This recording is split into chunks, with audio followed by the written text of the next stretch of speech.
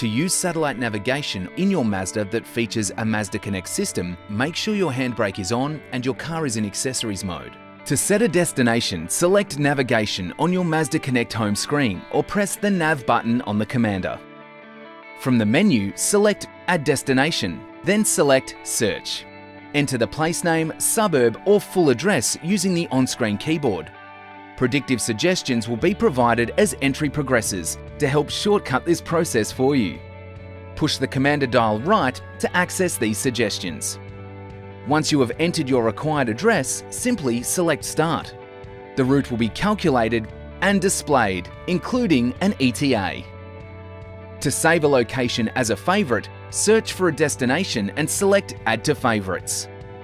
To navigate to or save a phone contact's address as a favourite, make sure a device is paired via Bluetooth and contact import is allowed. Find the contact in Communications and Contacts. Select the address and then select Navigate here or Add to Favourites. The contact's address needs to be saved in the phone to use this feature.